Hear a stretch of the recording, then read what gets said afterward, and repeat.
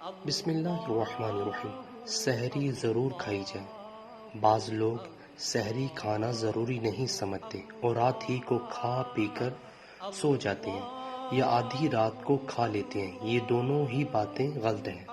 حضرت عمرو بن عاص رضی اللہ عنہ نے فرمایا کہ رسول اللہ صلی اللہ علیہ وسلم نے فرمایا، ہمارے اور اہل کتاب کے روزوں کے درمیان فرق کرنے والی چیز سحری کا کھانا ہے، یعنی اہل کتاب سحری نہیں کھاتے اور مسلمان سحری کھا کر روزہ رکھتے ہیں، اس لیے سحری ضرور کھانی چاہیے، چاہے ایک کھجور یا چند گھونٹ پانی ہی ہو۔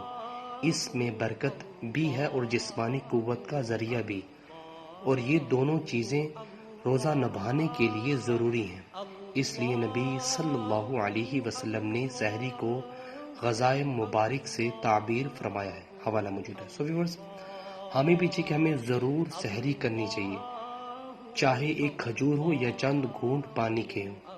سو اللہ تعالیٰ سے دعا ہے اللہ تعالیٰ ہمیں بھی اس احادیث پر عمل کرنے کی توفیق عطا فرمائے۔ ویڈیو کو شیئر کریں۔ جزاک اللہ۔ السلام علیکم ورحمۃ اللہ وبرکاتہ۔